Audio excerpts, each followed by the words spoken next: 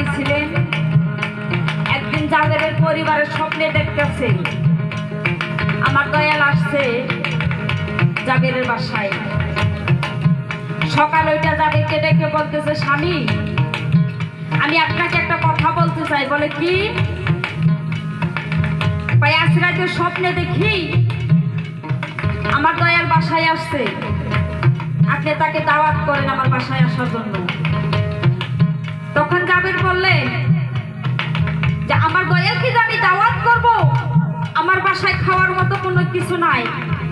যদি একজন মেহমান আসে বাসায়, তাকে নিশ্চয় এক গ্লাস পানি হইলেও দিতে হয়, তাই না? খালি মুখে তার ঘোরানো যায় না।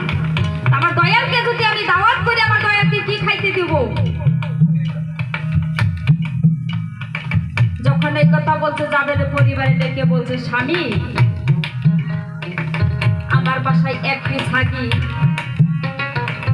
আছে, থেকে যাইয়া সেই ছাগি জবাই করেন আপনারে যাই কইয়া।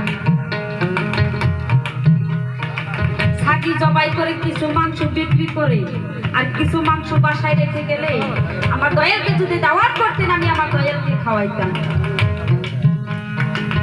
জাবের কি করলেন? সেই ছাগি বড় ছেলেকে নিয়ে সেই ছাগিটা জবাই করে। তার ছোট ছেলে বাসায় ছিলেন না, অনেক দূরে চলে গেছে বলে সবার ঠাই এটা ধীরে ধীরে সকল কথাই আপনাকেও জানাই। অনেক দূরে চলে গেছে। সে যখন বাসায় আসে, বাসায় আসার সাথে সাথে শুনে যে বড় ভাইকে নিয়ে তার বাসায় যে একটা ছাগি ছিল, সেই ছাগিটা জবাই করছে।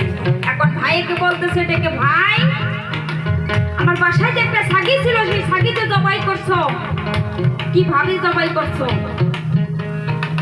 বড় ভাইয়া বলে, দেখো ছোট ভাইয়ে খাই